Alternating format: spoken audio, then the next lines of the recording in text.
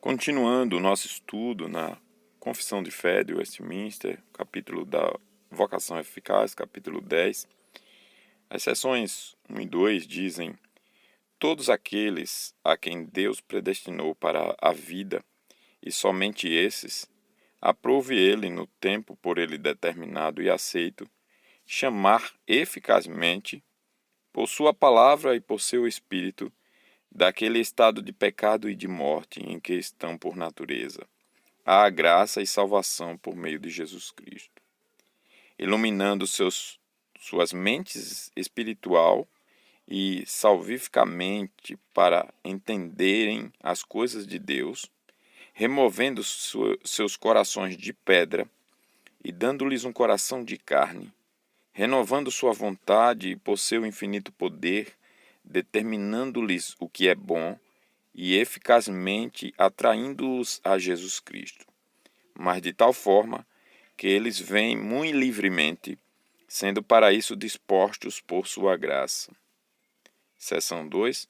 Esta vocação eficaz provém unicamente da livre e especial graça de Deus e não de coisa alguma prevista no homem.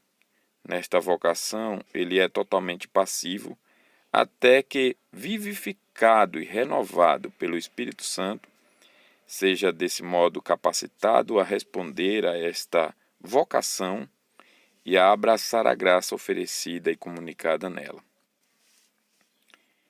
Então, há uma vocação externa, provinda da palavra de Deus, estendida a todos os homens a quem o Evangelho é proclamado, o que é considerado sob a quarta seção deste capítulo, que nós veremos ainda. E a primeira e a segunda seções tratam da vocação interna e eficaz provinda do Espírito de Deus, o qual efetua a regeneração e a qual só é experimentada pelos eleitos. E desta vocação interna afirma-se primeiro que tal vocação interna de fato existe e que é necessária à salvação.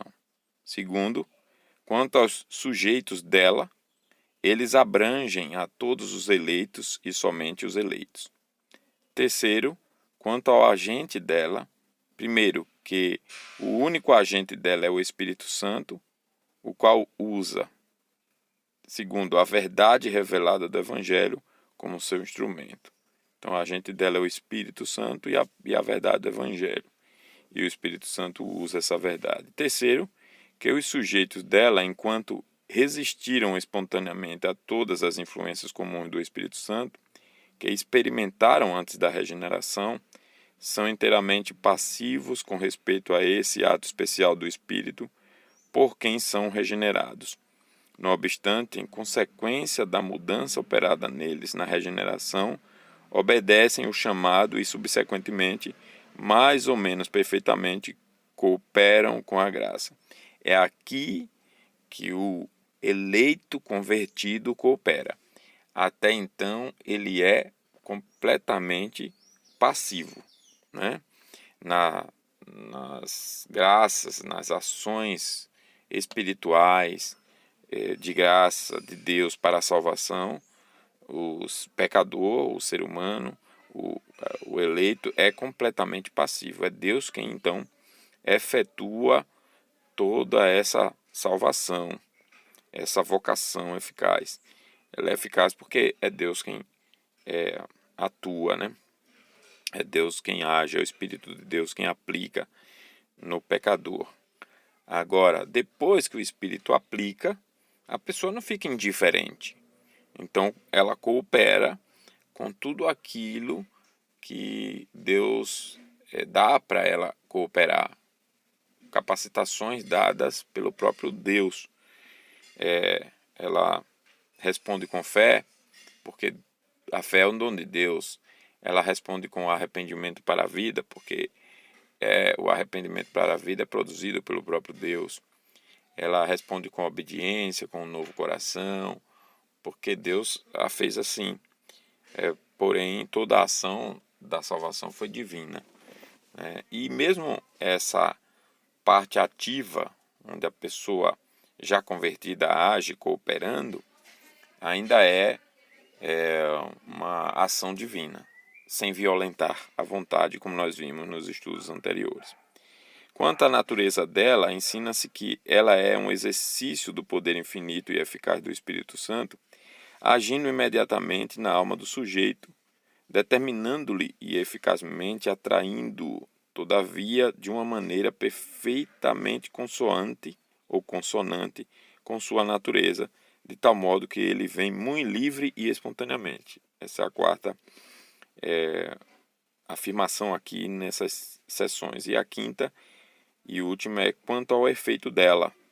Dessa vocação ensina-se que opera uma mudança radical e permanente na totalidade da natureza moral do sujeito, iluminando espiritualmente sua mente, santificando suas inclinações, renovando sua vontade e dando uma nova diretriz à sua ação.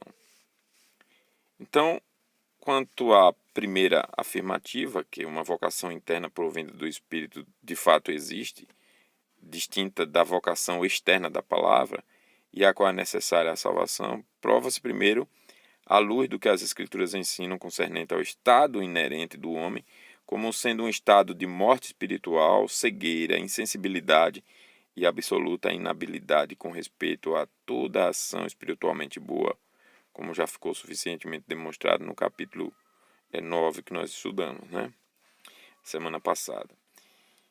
Segundo, que as Escrituras distinguem entre a influência do Espírito e aquela provinda só da palavra.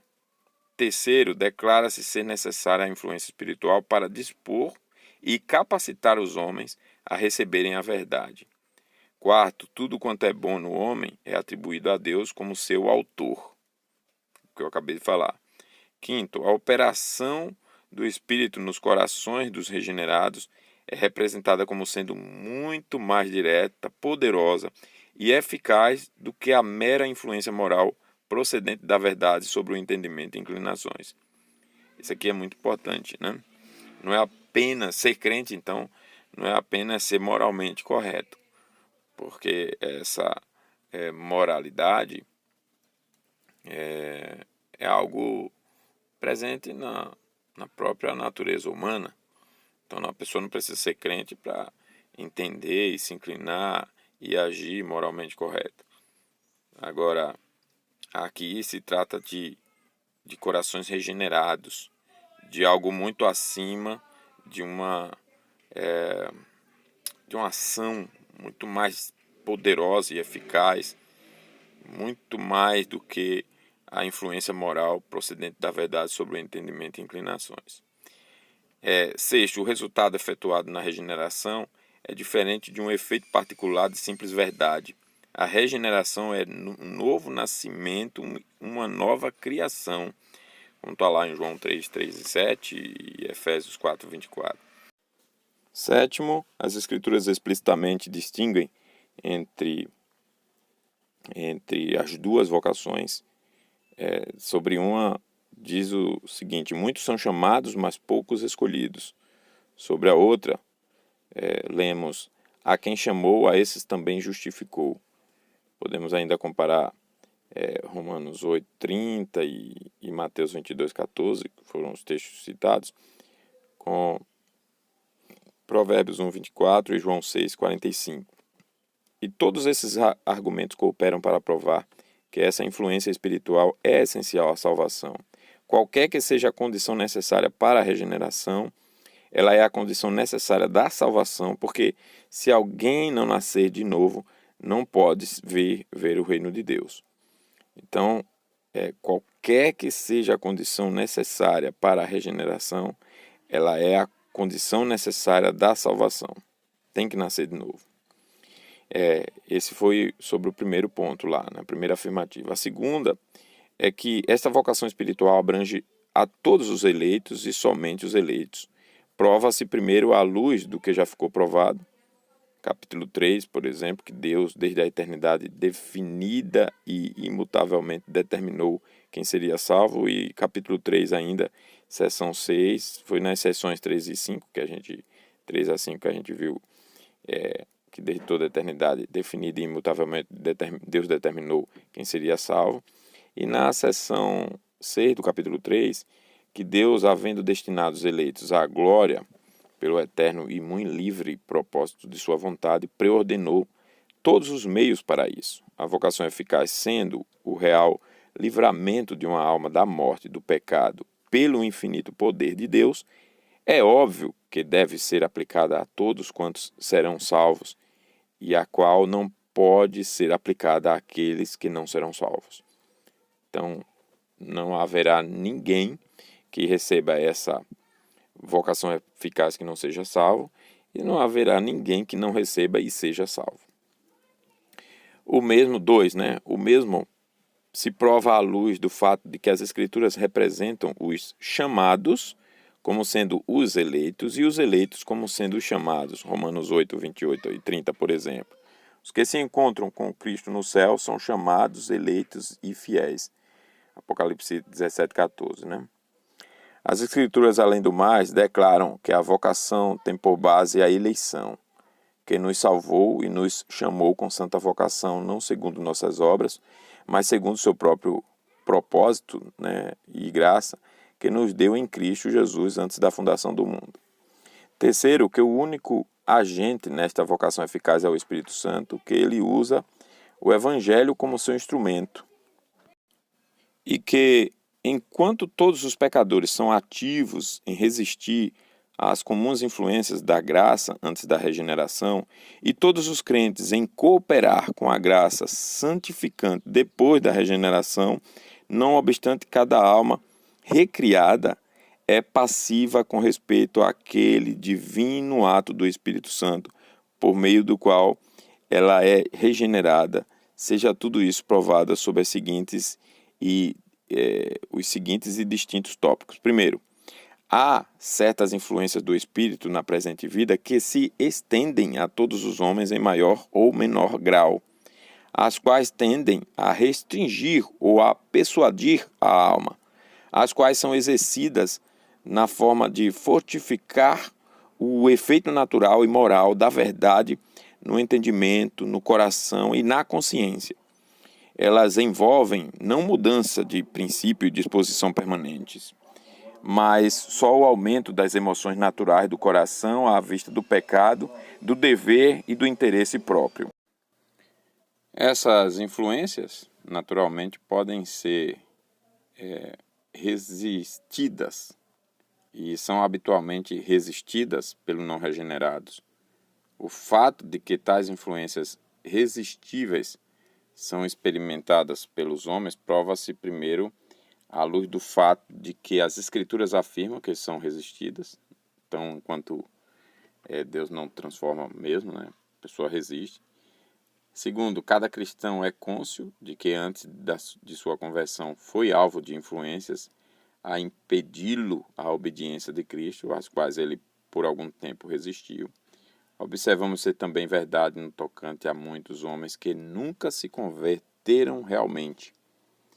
Então, isso são evidências que a própria palavra de Deus nos mostra. Segundo, da terceira afirmação, é que a distinção entre regeneração e conversão é óbvia e necessária. No capítulo 9, capítulo anterior, vimos que os atos voluntários da alma humana são determinados por e derivados de seu caráter, inclinações e desejos que a impelem, e que essas inclinações e desejos derivam seu caráter do estado moral permanente da alma, na qual surgem. Nos não regenerados, esse estado e disposição permanentes e morais da alma é mau, e por isso a ação é má. A ação positivamente santa é impossível, exceto como consequência de uma disposição positivamente santa. A infusão de uma disposição tal deve, portanto, preceder vir antes qualquer ato da verdadeira obediência espiritual. A vocação eficaz, segundo o uso de nossos padrões, é um ato, portanto, do Espírito Santo efetuando a regeneração.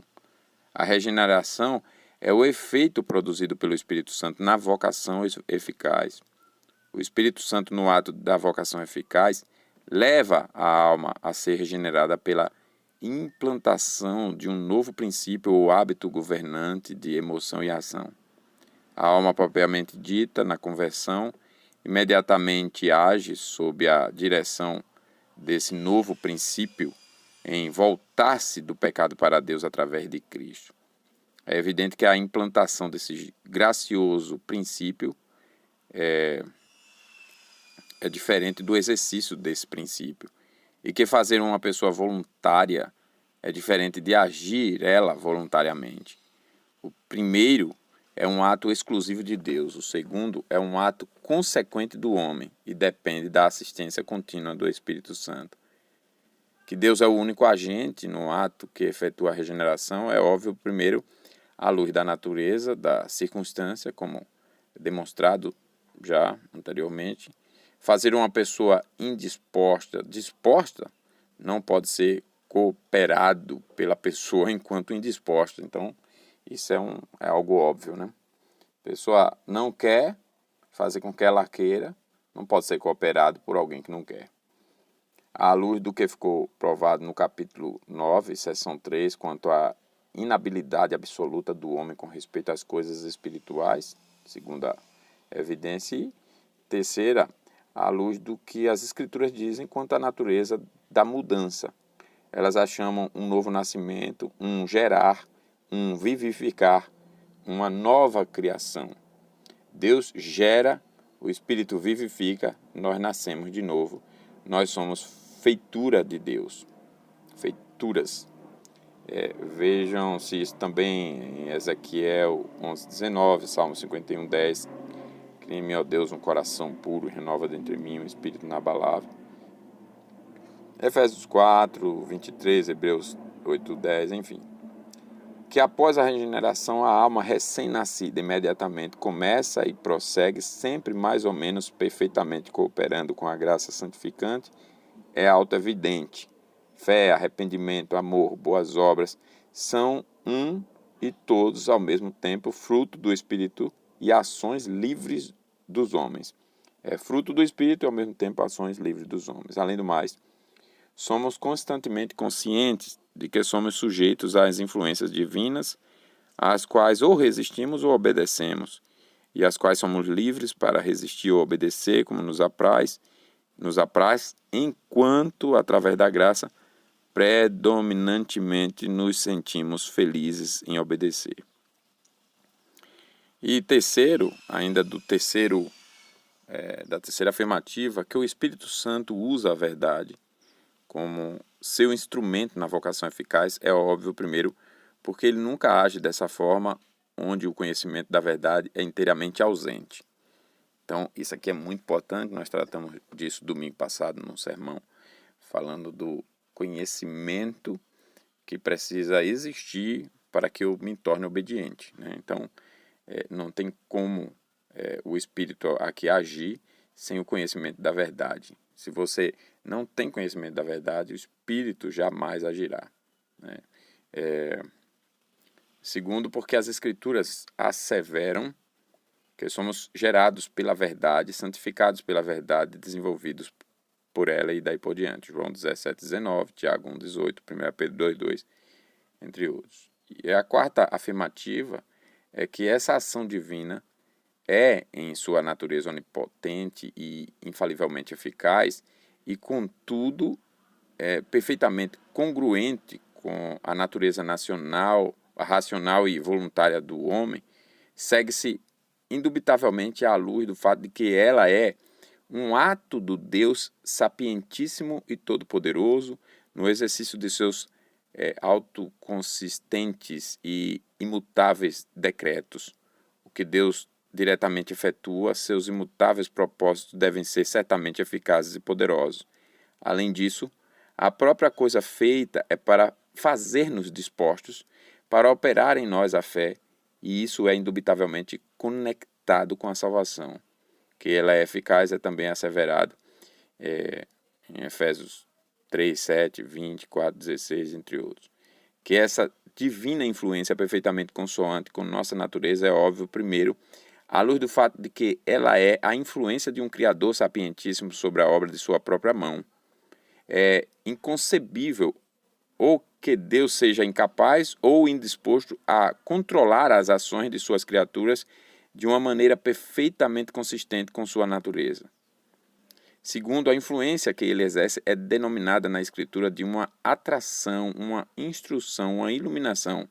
Por exemplo, João 6, 44, 45, Efésios 1, 18. Terceiro, por natureza, a mente é trevosa, as inclinações pervertidas e a vontade escravizada pelo pecado. A regeneração restaura essas faculdades à sua condição própria. Ela não pode ser inconsistente com a natureza racional, obstruindo a luz, nem com o livre-arbítrio, produzindo a escravidão. Onde o Espírito do Senhor está, aí a liberdade, diz o texto. Cada pessoa regenerada é cônscia de, primeiro, que nenhuma compulsão tem obstado o movimento espontâneo de suas faculdades. Segundo, que, por outro lado, nenhuma de suas faculdades nunca agiu tão livre e consistentemente com a lei de sua natureza pregressa.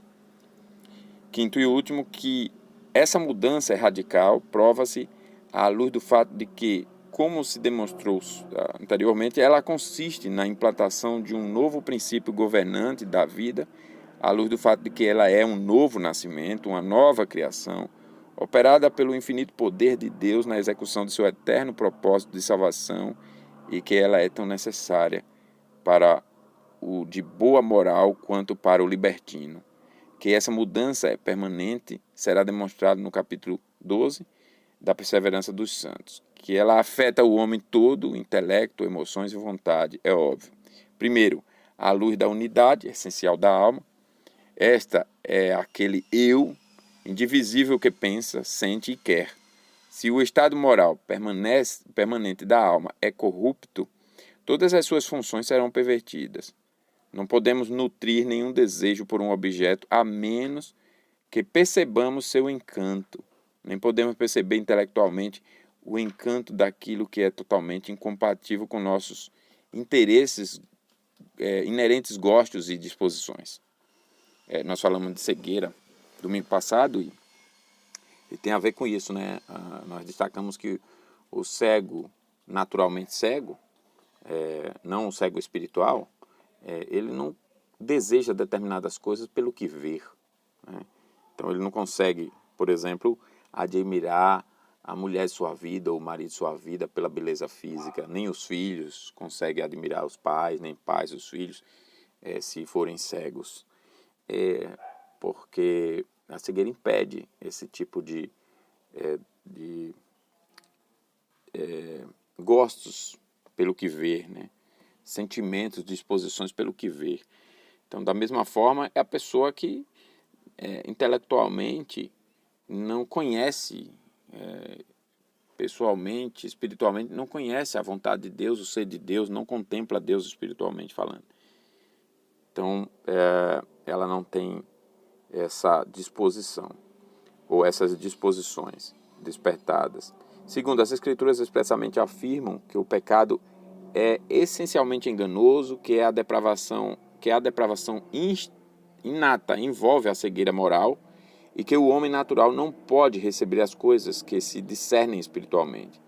Terceiro, as escrituras expressamente afirmam que todos os recém-nascidos são alvos da iluminação espiritual do entendimento, tanto quanto da renovação das inclinações. E quarto, na Bíblia a frase dar um novo coração equivale a efetuar a regeneração, e o termo coração é caracteristicamente usado para todo o interior do homem, intelecto, emoções e vontade. Observem-se frases tais como conselhos do coração, né, 1 Coríntios 4, 5. Imaginações do coração, Lucas 1, 51. Pensamentos e intentos do coração, Hebreus 4, 12. Né?